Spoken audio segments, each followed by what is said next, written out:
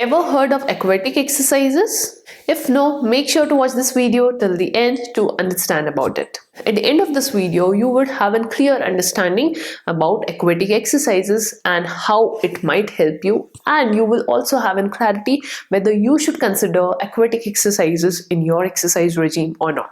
So let's begin.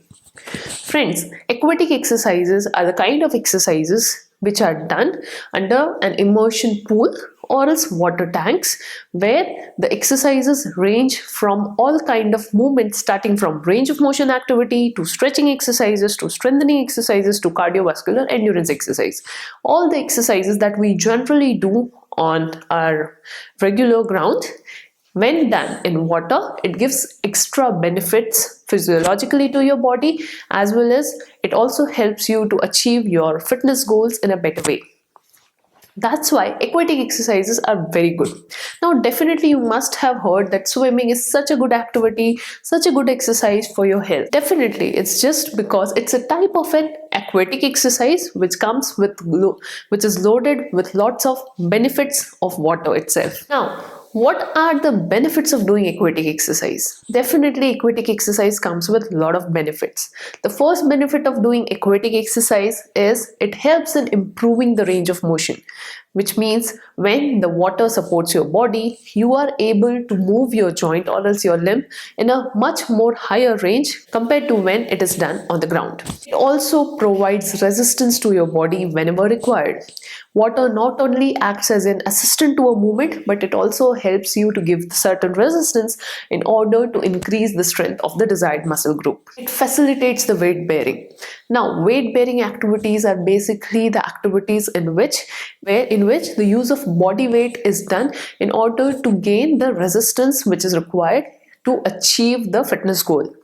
Now, whenever this weight bearing activity when done in water, the chances of injury is much less, which is more when done in the ground. It also helps in improving your cardiovascular function, which means your vitals like your respiration, your heart rate also is maintained in a good pace when the exercise is done in the water. It minimizes the risk of injury as you are completely supported with the water around you, by the water around you, and it also enhances and enables relaxation at the same time. The biggest problem that a person experiences when doing workouts on a regular routine is injury, a higher risk of injury, as well as higher risk of getting tired or is getting delayed onset muscle soreness. Now, when the exercises are done in water, since there is a buoyancy of water which is completely supporting the body, the chances of injury reduces. At the same time, water gives a lot of relaxation effects, which is an added benefit of doing aquatic exercise. Now, why do you think that aquatic exercise would be helpful? Now, definitely there are some physical properties of water which helps doing exercise or else makes doing exercise much more better compared to when it is done in ground. Certain properties of water like buoyancy. Buoyancy of water is nothing but an upward force of water that works against gravity. This buoyancy acts as a support system for the body in order to do the movements freely. Second property of water is hydrostatic pressure. Hydrostatic pressure is a pressure which is exerted on an object or else a person who is inside the water. This pressure enables a person to move freely. At the same time, there is assistance in the venous return of the blood. It induces bradycardia, which means that your heart rate gets lower down. If you are at higher heart rate, definitely your heart rate would be settled down. You would be much more relaxed just with the help of this property of water, which is hydrostatic pressure. And it also centralizes your peripheral blood flow. Mostly when we do workout, the area of the body in which we are working or else where we are doing exercise, there is a sudden rush or a sudden pool of blood flow in that area, which means the blood which has to move centrally is pulled towards the peripheral areas. Just with the help of this property of water, which is hydrostatic pressure, the pulling back or is the returning of the blood to the central system, which is heart and your lungs, becomes easier. and thus it is much more beneficial format of exercise when it comes to the overall maintenance of the physiology of the body. The next property of water, which is viscosity, is basically friction that happens within the molecules of the water. This brings resistance to the movement. Now, definitely when you do a movement which is against the flow of water, this property of viscosity acts as a resistance to it, and thus any exercise can be converted into a resistance exercise just with the help of use of this property. And when we want to make the similar exercise in an assisted way, we just need to change the direction, and the same water helps as an assistant to do the movement. Surface tension is another property of water which enables the body to exercise optimally. Surface tension allows the body to stay on the surface. Surface tension allows the body to float on the surface compared to sinking down.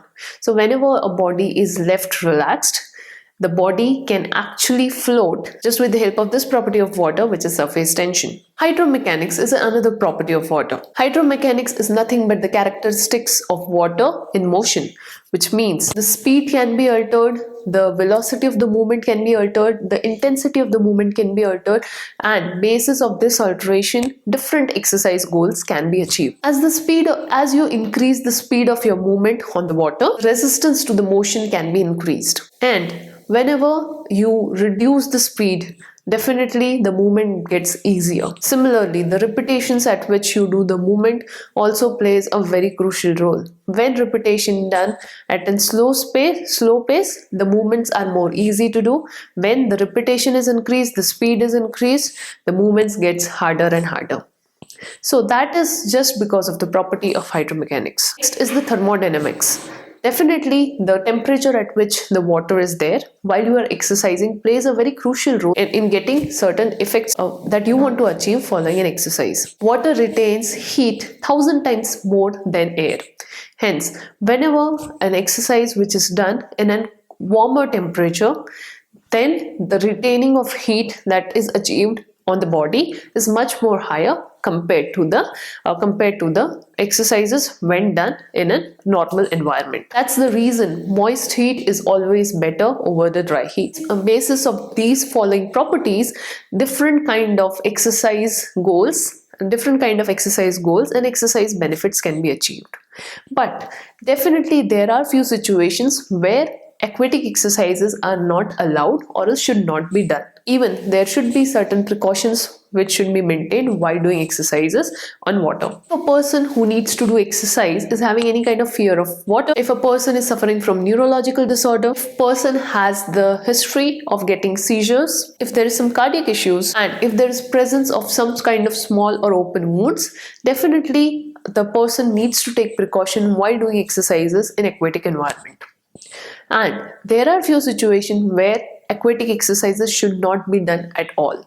These situations are when a person is suffering from cardiac failure or is having unstable heart issues. If a person is having respiratory dysfunction or any kind of breathing related issues, then also the person should refrain from doing aquatic exercises. If a person is having severe peripheral vascular diseases like varicose veins or else any kind of arteriosclerosis, if those kind of conditions are existing, you should not consider taking aquatic exercises. If there is a danger of bleeding or hemorrhage, then also a person should not take aquatic exercise. If a person is suffering from some kind of severe kidney disease, big open wounds, oral surgical wounds, uncontrolled bowel and bladder, water or airborne infection, and if there is multiple attacks of seizure, then the person should not be allowed to get inside the water. Now, these were certain contraindications of doing aquatic exercises.